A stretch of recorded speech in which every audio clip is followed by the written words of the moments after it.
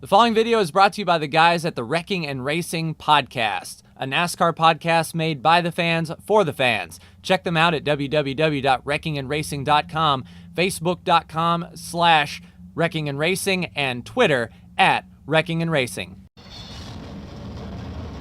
Hello again, ladies and gentlemen, Saka here, and welcome back to another episode of NASCAR Racing 2003 season. We are here at the 1 Mile Concrete Oval of Dover. And before the race kicks off, I want to remind you that if you like what you see and want to see this season to its conclusion, go ahead and hit that subscribe button down at the bottom. It would really help me out a lot. My best friend is down there in the bottom line in the 27 Toyota, the Wrecking and Racing Podcast. That's Brandon making his weekly appearance here at Dover. We didn't get a good qualifying start. As you can see, they are very fast here, so we're working our way up through traffic. Green flag is in the air, and already we have some rear tire spin in second gear. Very hard to get the car to launch, but we'll roll the top here. Brandon on the bottom, and we can see that Landon Castle is trying to work over the car in front of him. Brandon right on our quarter panel. We'll clear him and settle in and see if we can get through here. The double wide racing is not conducive for us moving forward. To Benedetto up in that high lane, chokes up. It looks like the AI as a whole like to choke up on corner entry, and especially on corner exit. We can get some good runs here. It's just, placing the car where we're not going to spin. Car's a little loose on the bottom as of now, but we're racing 3X tire wear and fuel consumption, so we will have to pit this race, and tire wear will be a thing. Probably 4 tires will be the way to go on this abrasive track surface. And speaking of abrasive, there are 3 wide in front of us. That'll ruffle some feathers. Kurt Busch up top. We got Daniel Hemrick in the middle. And I can't see who that is on the bottom. It's not Barry Hill. Is that Gase? It might be Gase. Not sure. Can't see around the big rear end. No, it's Matt Tiff. Couldn't see around Landon Castle there to know who we were racing, but as long as these guys stay 2 wide in front of us, we'll be able to make up some spots. It almost works like Talladega, where the high lane will start dropping back. But if we can get to the high lane, I think we can roll the top much better than the AI can. The 8 car rolls out, and we see Ty Dillon in that Geico Chevy right in front of us, but still following Landon Castle through, trying to find a hole, and he is just hugging that bottom lane, slowing us all up. Brandon looks like he's doing okay back there, but definitely not making the forward progress that we're used to making here. AI is on 95%, so we're about at cup speed, and it is really tough to hang on. We'll clear the 13 here, and I don't know if the high lane will work for us or not with Chase Elliott and Newman up there holding the high lane up. The middle might work if Chase gives us some room. No, we're really bottlenecked here. We can't get the power down. Now we get under the 00, and we should make short work of him here now that we're on the bottom. The 8 car of Hemrick is trying to push us through, and there they go. They roll back. Chase was 3 wide, thought better of it, got back to the top, and there's Castle stuck behind Newman. We drove it in a little bit. Newman gives us some room. Sorry about that, Ryan. He's usually tough to pass, and I'm sure he wouldn't like that, but we're clear.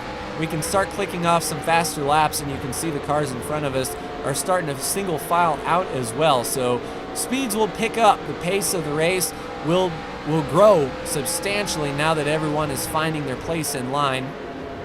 We might make this high lane work if we can, or at least diamond the corner like Old Bristol, drive it in deep, get the car to pivot, and then get back to the power and shoot as straight off the corner as we can. Jimmy Johnson up top not having a good race if he's back here with us, but in front of him looks like clear sailing. Everyone is minding their business. It should make short work. If we can get a fender to his outside, we're on the outside of Tiff there, and he'll roll out. You see how quickly he rolls out when the car is on the top. We can sort of exploit the AI to do just that same thing if we can just keep a fender on the right side. Tire management will be a thing. We want to go to about lap 20 before we pit. Split this run in half to have the best tires. We'll need to pit anyway for fuel, so we might as well and get a good run here. Yeah, this is the kind of runs that I'm looking for. really get off the corner well. Let's get to the outside of Jimmy Johnson.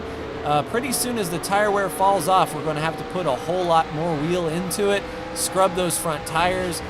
Usually when you have tire wear, you just make it worse by trying to drive, you know, as fast as you were, and you ask the car to do what it just can't do. But we'll make short work of Jimmy. Look on the 20 of Eric Jones. He's looking under the 37 of Chris Buescher. And we'll get power down here. Yeah, as long as these guys can stay single file, I think we can make our way through them fairly easily, or at least much quicker than too wide. We're much faster than these guys. Got to wait for the car to set. We'll get a good launch here and down to the inside. See if we can get a nose under Eric Jones. He tries to come down. We put a little bit more brake into it to make sure we didn't slide off of that bottom. And that's another spot for us. So we see Buescher, we see Blaney, we see Byron, we see Wallace, and we see Kevin Harvick back here with Ricky Stenhouse Jr. Basically the regular season, I wouldn't call him the points leader, but for guys without a win, Ricky Stenhouse actually has got the most points. So Ricky can afford to have a bad race or two. There's David Reagan in front of us. And with Menard being pushed out of the line like that, that may slow up Harvick as well. And then Wallace, Blaney, and Reagan are all going to get bottlenecked up here. We'll have to make our way through here very easily. So Menard gets back in line, Wallace to the outside. Hopefully Bubba doesn't slow us down here on the top. Let's get to the middle here. Oh, Blaney. Okay, so Blaney just brake checked hard, and in we go. Does the caution come out? Yes, caution comes out. We got into Blaney quite hard. You can see that damage to his rear deck. So we'll have to pit. I'm probably not going to fix whatever damage we have. We'll just do 4 tires and try to maintain the track position that we did have. But yellow flag is out. We'll pit for 4 tires. And I have no clue why Blaney decided to slam on the brakes like that. We'll have to take a look at that on the replay. But I will be back with you for the green.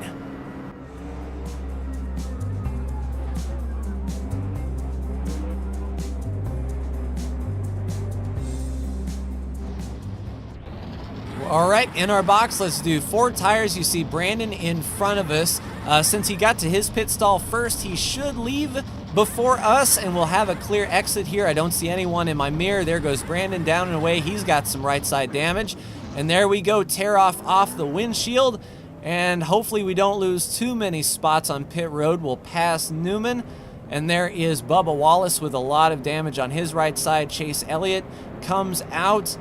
We'll give him the lane as much as we can. Blaney got choked up, and there's Al Mirola in front of us as well. So I don't know the sum gain or loss as far as pit road is concerned, but we'll stack them back up and be right back with you.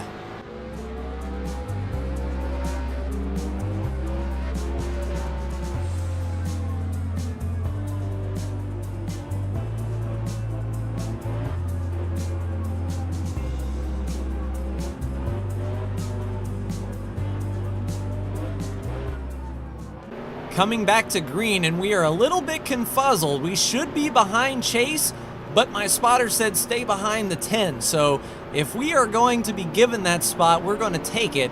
And old Chase is going to have to figure his life out here. Green flag. He should get the whole shot. If he beats us to the line and gets black flag, more power to him.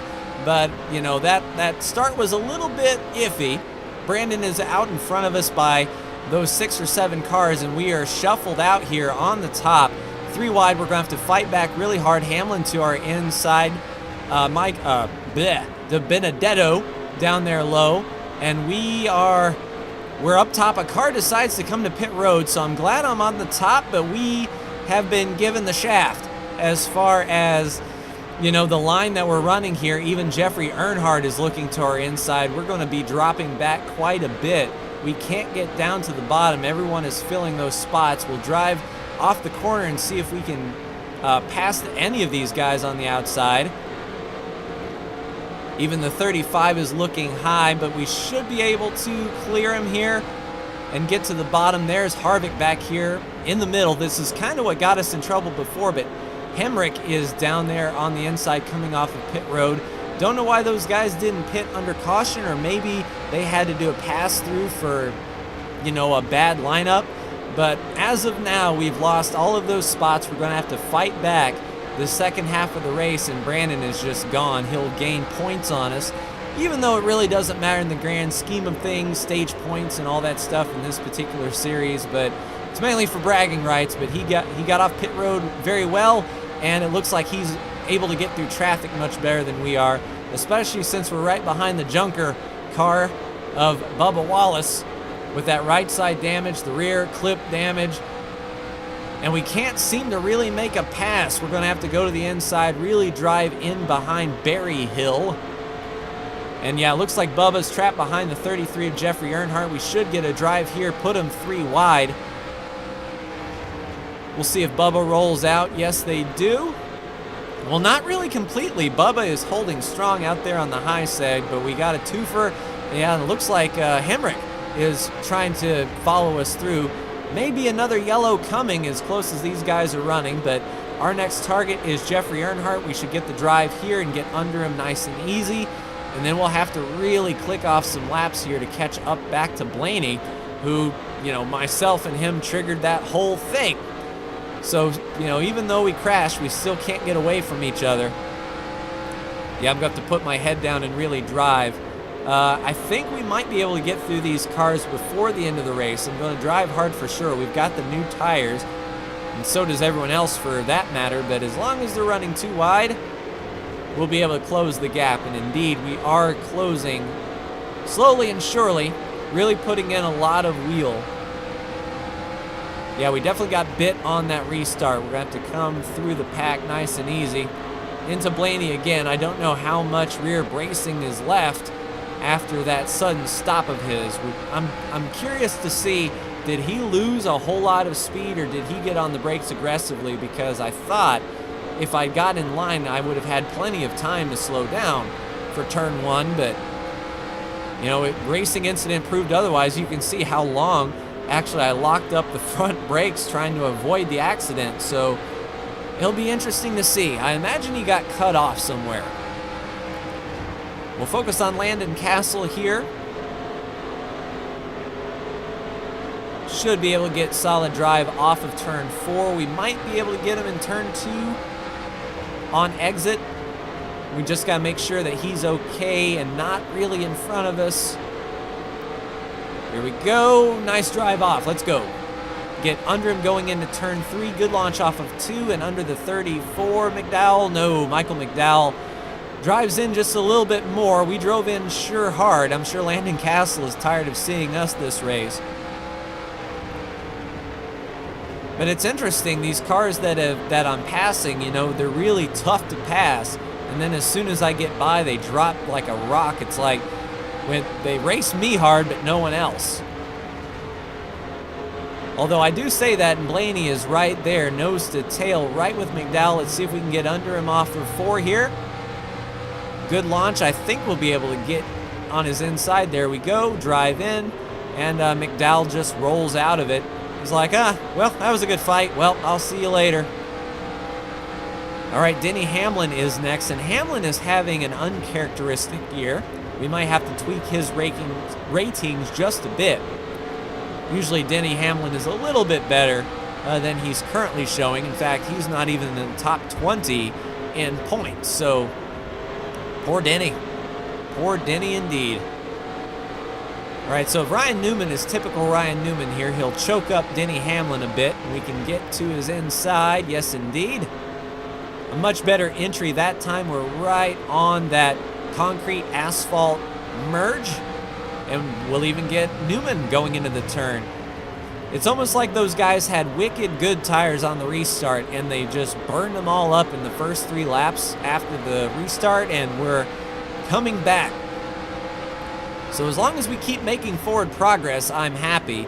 Certainly not going to be a winning car this week, but if we can claw our way back from a terrible qualifying spot and an incident, I'll be happy.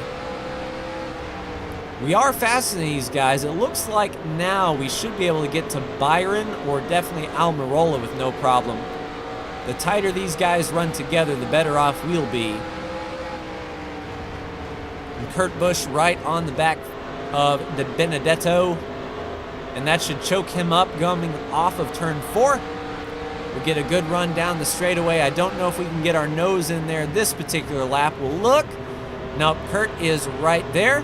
So we'll just follow him on through, clip the apron just a touch, and you can see how it upsets the car. We cannot get down there on the flat.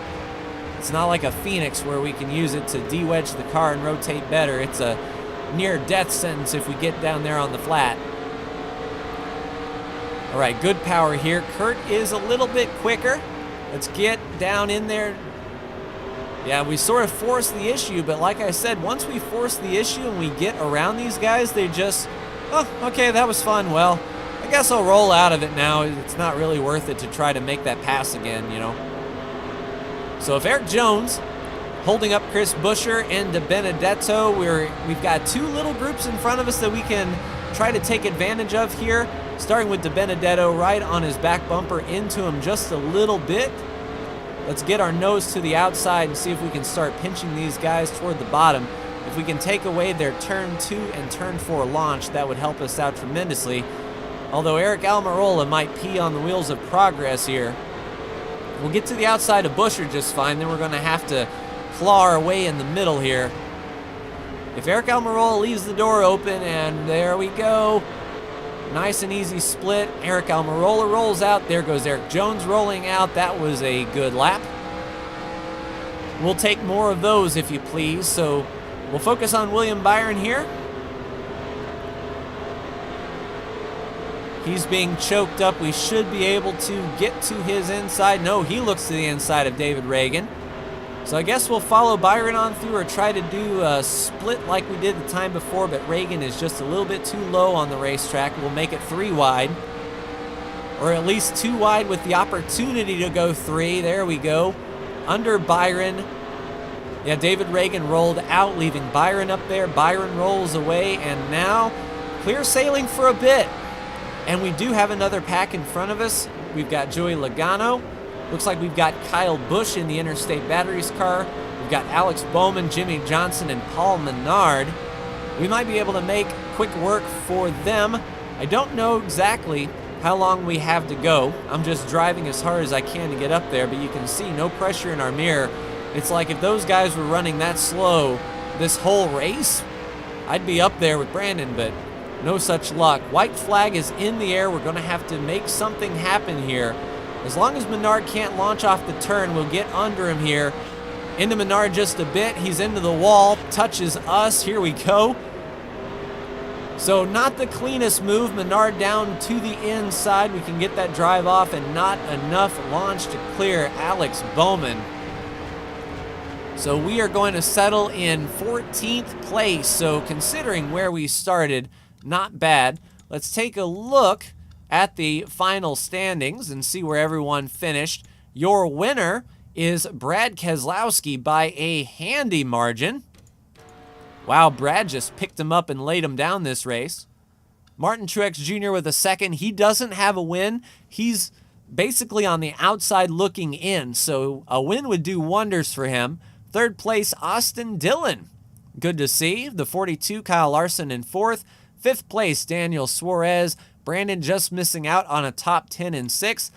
Look at Ricky Stenhouse up in 7th. He was just in front of us back when we were, messing with all those cars in the back of the pack. Clint Boyer 8th, 9th place. Joey Logano, Kyle Busch rounds out your top 10. And now the big question that I really want to see.